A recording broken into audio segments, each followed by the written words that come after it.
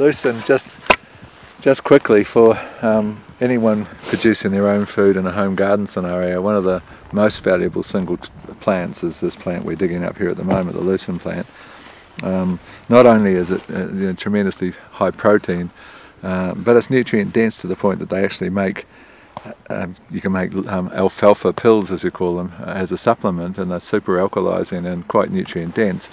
But basically to have it dotted throughout your vegetable garden, and that's the aim, you've got something you can cut and drop and have this immediately wonderful. The best known mulch really is Lucerne, with its 30:1 carbon to nitrogen ratio. It's almost equivalent to the very best compost, and of course the earthworms and the protozoa and so forth love Lucerne, and they'll all come around once you cut and drop it. So, but secondly, you've got this major legume constantly releasing calcium and phosphorus, breaking the bond. The roots are exuding acids that break the bond between calcium and phosphate. That calcium and phosphate are the two most important single minerals for photosynthesis, the most important process of everything.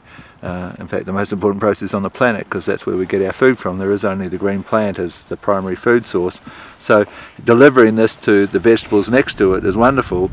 As I said, you can cut this off and this becomes this amazing mulch, but if you let it flower, oh my goodness, those flowers are one of the most taste treats and really, really high in antioxidants. It's just this sweet, delicious purple flower that you can eat, put on your salads. And this stuff itself is it's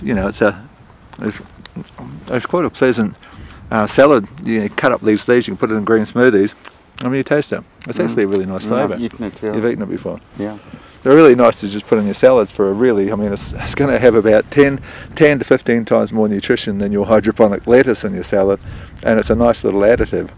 And again, you can cut the leaves and put them in your green smoothies. It's just an incredible garden plant. You dot them throughout the garden, and they last, they last for some considerable time. So we've got a few nodules, not hugely nodulated, but there's a few nodules. They're struggling a little bit, so there might be. Struggling, yeah.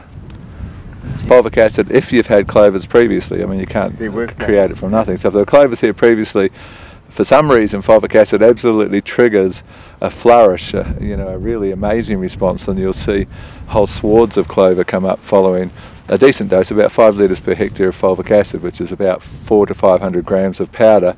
And we could do that today, actually. We could do a little trial with that to see at this time of the season whether we can change this clover. I mean, there's no clover in here, basically. Let's see if we can bring some back. I've got fulvic liquid. Have you? You're lovely, yeah. Fine. Yeah. Just do a little patch. Yeah. Just take a little 10 square metre patch or 5 square metre patch. Yeah. You take an enormous amount of grazing off this. It's sort of a sacrificial paddock. Okay.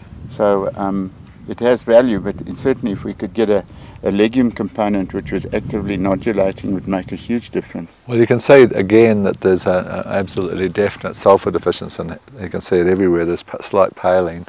So again, you'd have a high protein content immediately, and if we can get some molybdenum and cobalt and boron in here, we're going to have again nitrogen from the atmosphere for free and nitrogen from the legumes coming in. So the whole protein story is going to be, and that's what you're trying to grow.